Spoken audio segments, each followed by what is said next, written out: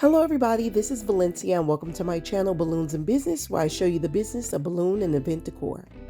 So today I'm going to show you how I made this luau themed balloon garland using Bululu balloons.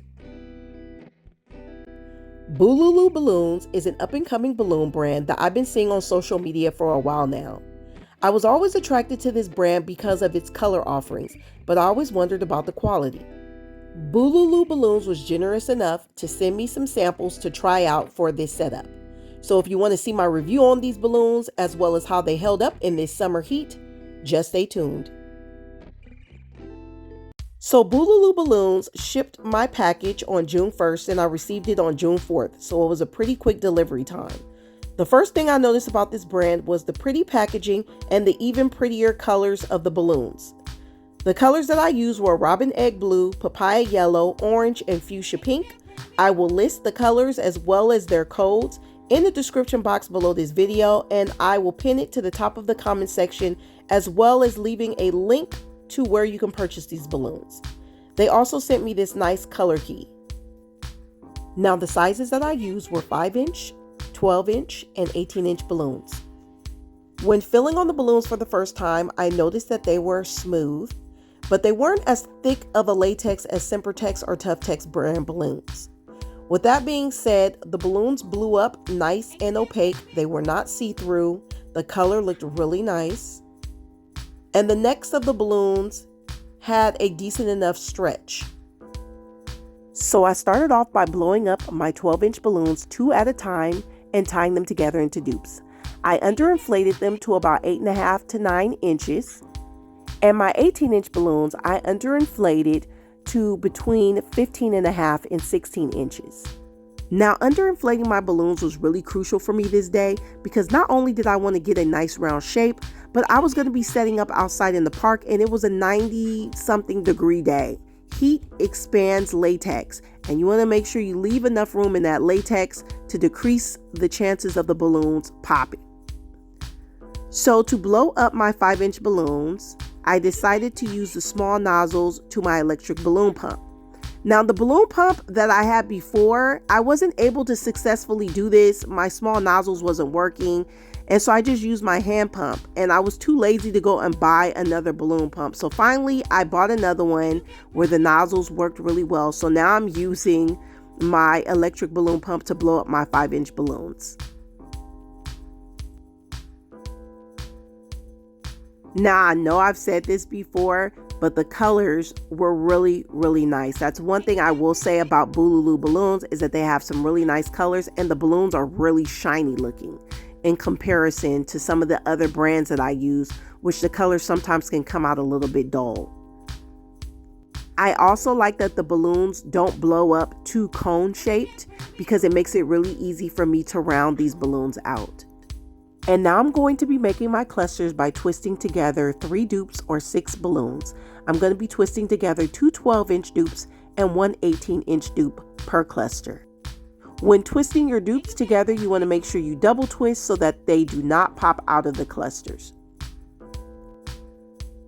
For my 5-inch decorators, I'm going to twist together 2 dupes or 4 balloons per cluster.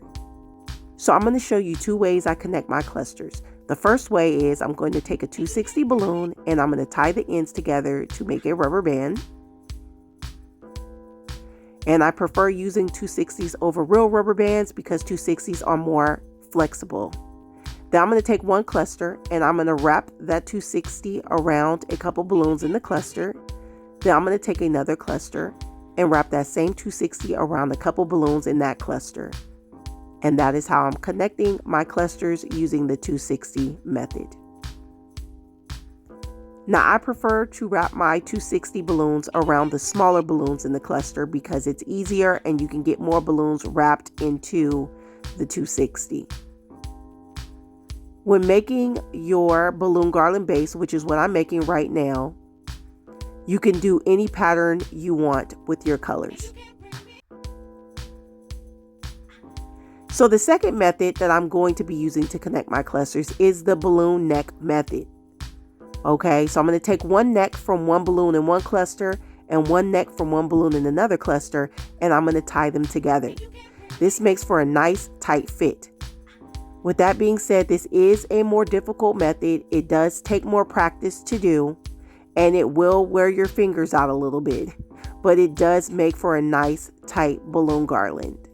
Now, the necks to these balloons, I would say, are not as stretchy as some brands that I've been using, but they're stretchy enough to make a balloon garland using the necktie method.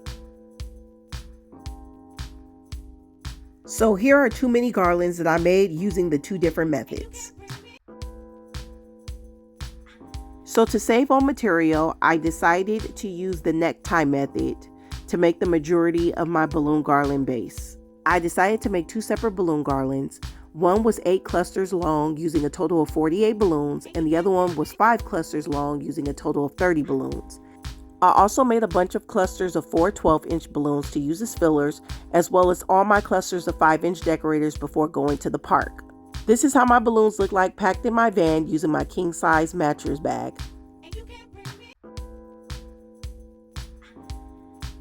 When I got to the park, I ran into a dilemma because the client wanted me to set up my backdrop on an uneven surface, and they wanted me to set up underneath the tree. I knew that as the sun moved throughout the day, that the shade was going to move as well, and these balloons were going to be exposed to direct sunlight, which is not ideal. I voiced my concern, but they were adamant about this location. To hang up my balloon garland onto my backdrop, I used a 4.5-inch backdrop clip and a 260 balloon, which I tied together to make a rubber band. I put it in the mouth of the clip and then attached the clip to the backdrop. I positioned my balloon garland base onto the backdrop and then wrap the 260 around 1 to 2 balloons in my balloon garland. I did this at several points on my backdrop. I even did it at the top left-hand corner, just using a 260 tied onto the actual backdrop pole itself, because I wanted to make sure this balloon garland was nice and secure. It was starting to get a little breezy outside in addition to the heat, so I had to ensure that this balloon garland wasn't going to move around too much.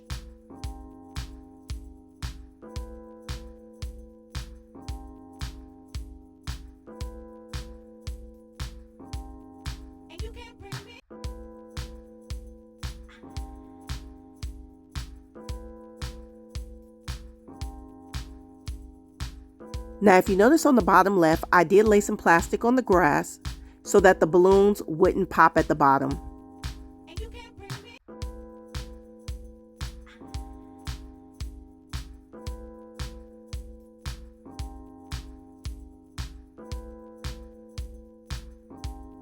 So to extend the balloon garland at the top, I added another cluster of 4 12-inch balloons, underinflated of course, and using a 260 balloon, I wrapped it around a couple balloons at the very top of that balloon garland.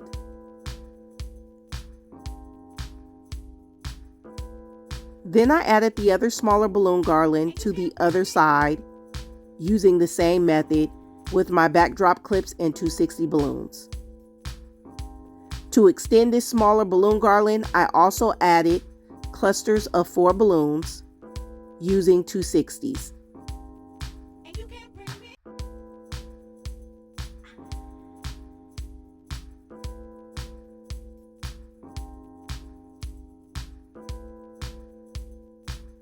Now that I got the base of my balloon garland attached to the backdrop, I'm going to fill up this balloon garland, making it thicker and filling in gaps.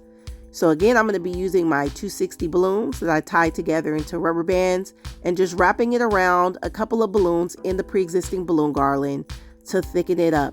I'm especially focusing on extending the bottom of my garland to make it spread out a bit on both sides so it looks like the balloons are cascading downward. In addition to adding clusters, I'm also rearranging them to make sure that they lay nicely on the garland. So after I've added all my bigger balloons, I'm going to add my 5-inch clusters using 260 balloons. And I'm adding it at a ratio of 1 to 2 5-inch clusters to 1 bigger cluster. Now, if you notice that the pink balloons at the bottom left of the balloon garland kept moving with the wind, so I had to get some weights and tie them to the base of the balloon garland to keep them from moving. I finished my setup at 1 p.m. and it was about 90 degrees outside.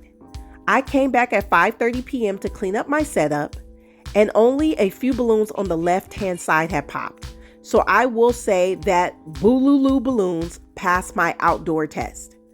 With that being said, I would not suggest doing balloon garlands in direct sunlight, especially on a hot day, because based off of the conditions, even the best balloons can pop. As mentioned earlier, I did warn the client of the risk of having the balloons in this location, but they were adamant to keep them there. I used Mega Shine Balloon Shine to restore the shininess of the balloons after they oxidize. So here's the finished product to my Luau theme balloon garland using Bululu balloons. What I like most about Bululu balloons were the bright, vibrant colors. I was also pleasantly surprised that the balloons were able to withstand the heat and outdoor conditions. Again, I will list all of the information as well as a link to where you can purchase these balloons in the description box below the video, and I will pin it to the top of the comment section.